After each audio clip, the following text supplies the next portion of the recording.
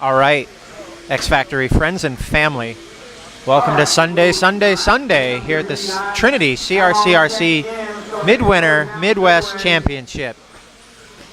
I'm your host, Paul Sinclair. I kind of laughing as I say that, along with OldMan Billy. OldMan Billy.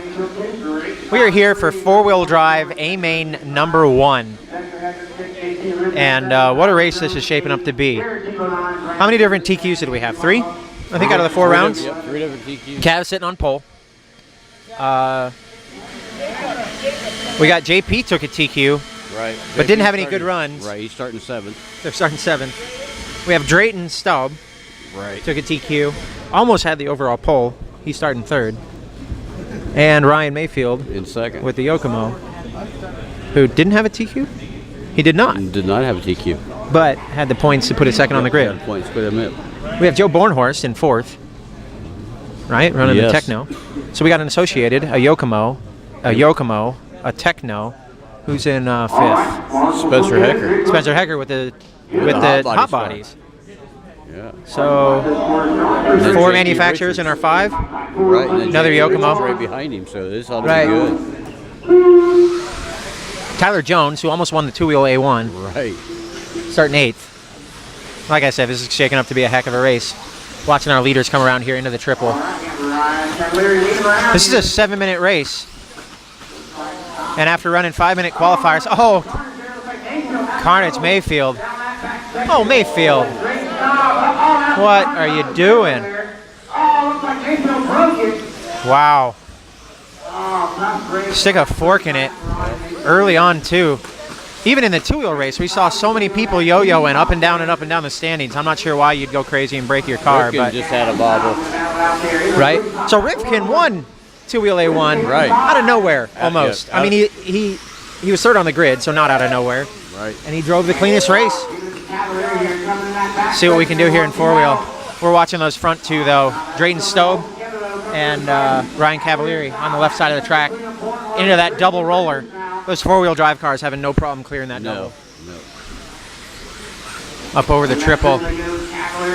Cavalieri has been pressured and pressured and pressured in short course by one of the Horn kids. Yep. In truck by Jared Tebow. And here another young kid looking to the inside.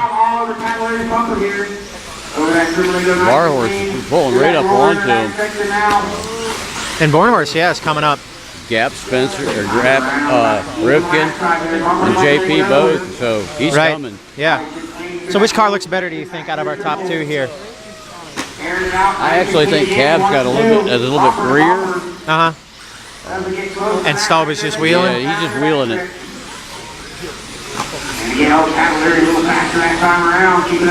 You can see him roll the power to stay off of him, but keeping the pressure right on the bumper. Right. He's doing an amazing job for as young as he is to be there but not cause the wreck, you know? Right. It's a long race and he's racing clean. Pulling wheelies down the straightaway with 4-wheel drive. You know. Well, that's that smart center differential, right? Yeah. Cav right on the line landing that triple. That triple is so hard to pitch the car and not land on the tube, but hit your apex heading into that switchback. All those little ticks you might be hearing on the mic are cars hitting that tube, cutting it a little too close. There's Cav too far out. Drayton takes a look.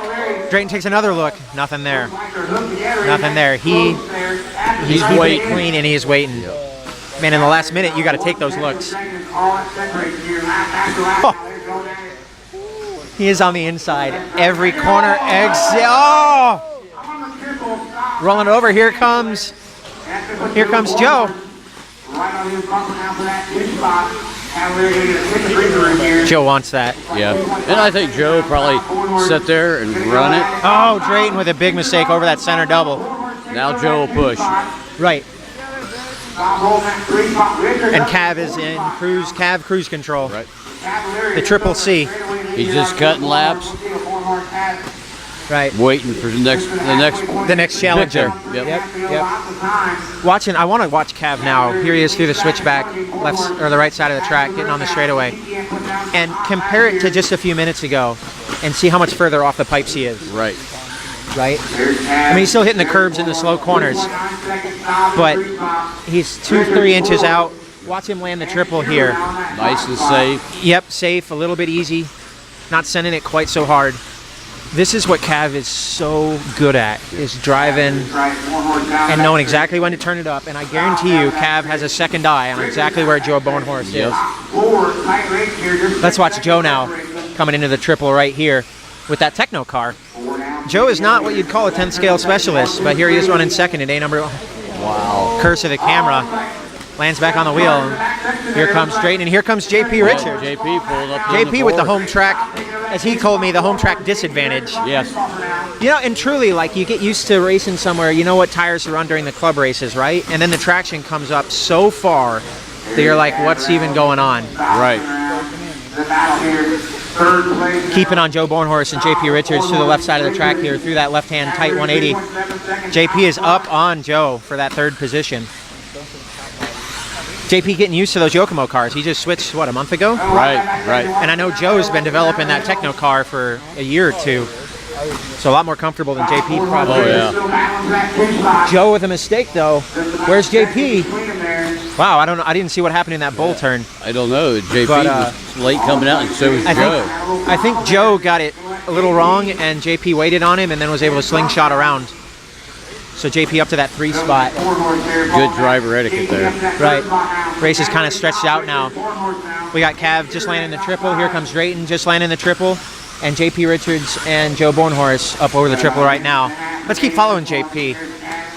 His car kind of looks a little tight to me, like he's really sending it, and it's slowing down on him. It's wanting to stop. Right, yeah, he's definitely pushing hard. Something else happened down there in that end. Yeah. Wonder if there's a little divot on the track or something that's just catching these drivers out.